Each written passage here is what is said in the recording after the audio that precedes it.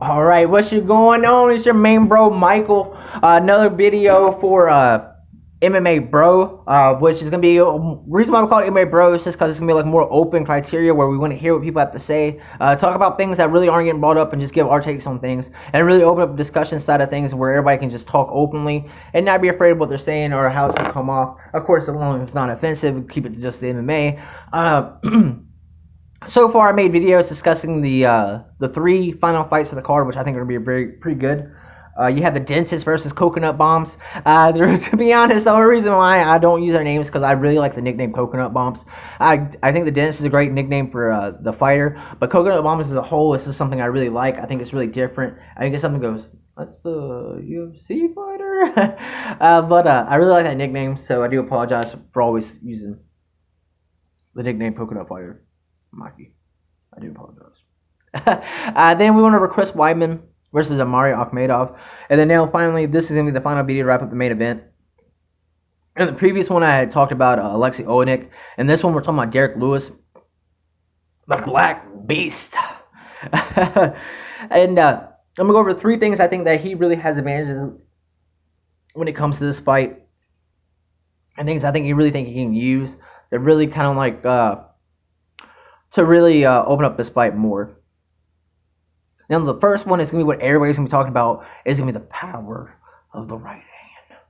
The dude's power in his right hand is very, very hard to describe, and the reason why is because it's one knockout power at heavyweight, which is some big boys.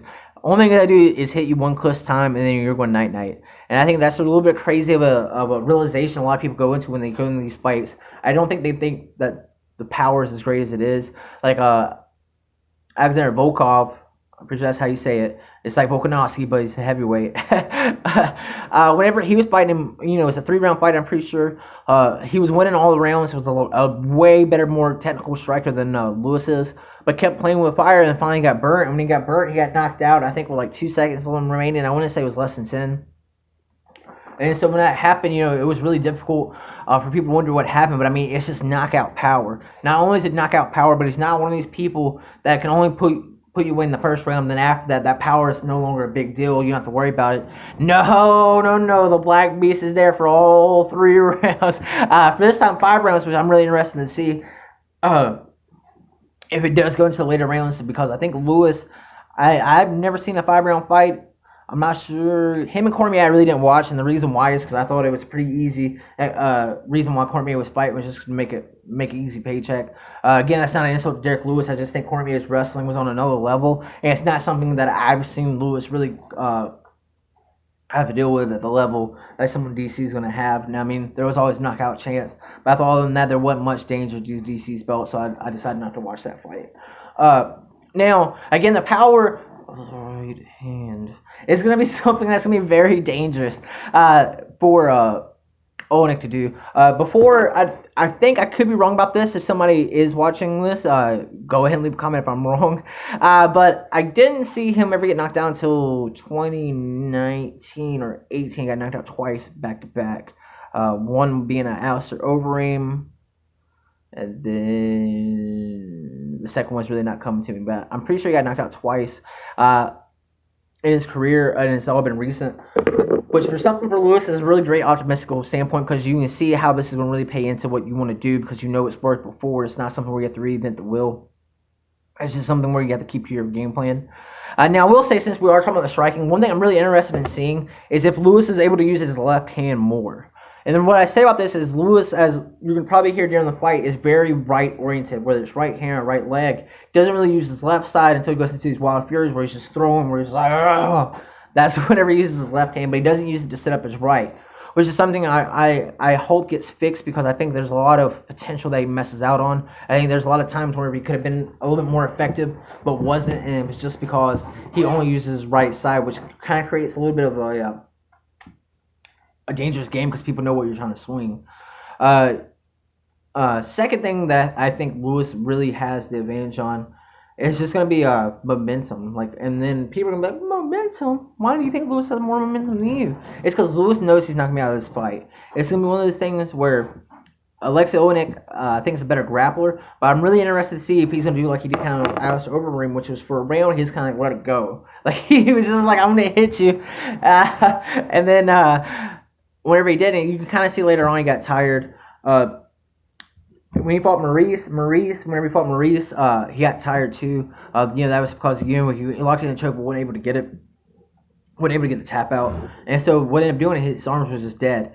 But I've seen Lewis here recently. I see that momentum building inside of him where I think he feels more confident and throwing more combos than he did before. Because before it was kind of like he had like one good combo, then he was kind of dead.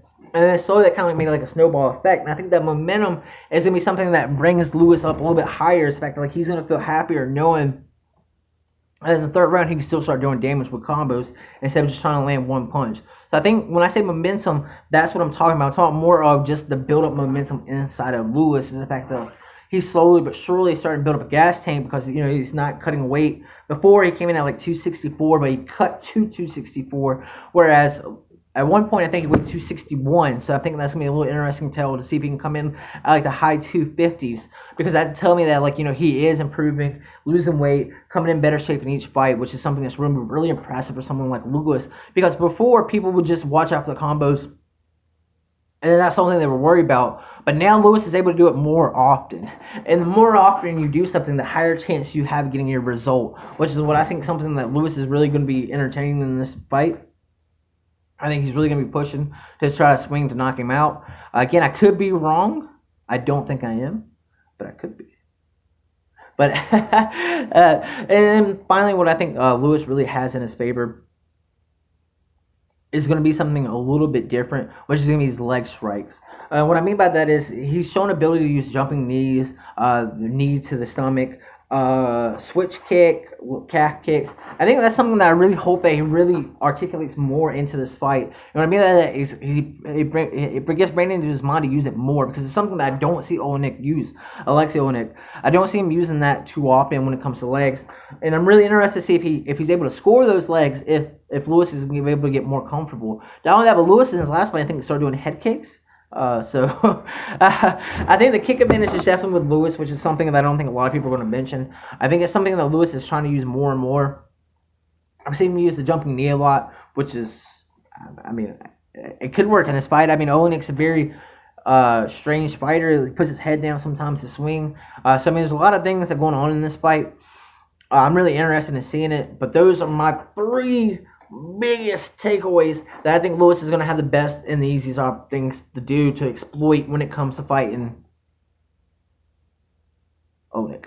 And so, again, those have been my take on what the UFC fight card is going to look like, the advantages each fighter has, how I think things are going to kind of go. Right now, I'm not going to make a prediction video. I'm thinking about doing one tomorrow. And trying to go fully into like my editing side of things and really make a great video for you guys. So again, I do apologize. These are kind of very basic training videos, but I just want to go ahead and give what I see building up into the UFC Fight Night. So again, if I miss anything, please make sure I know in the comment section. Don't hesitate to do that. Leave me something so that way I know. If there's a point that I missed that you think Lewis has that I didn't mention, go ahead and send the comment.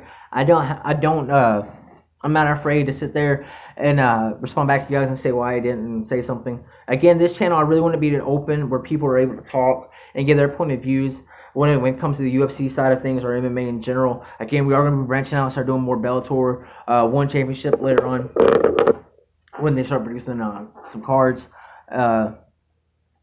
So, again, guys, this has been a great video. Enjoy you guys, taking the time to be able to watch these videos. Look forward to hearing from you guys soon. We'll make a video, probably going to release something tomorrow for those who do watch this. All right, man, I hope you guys have a great day, and peace.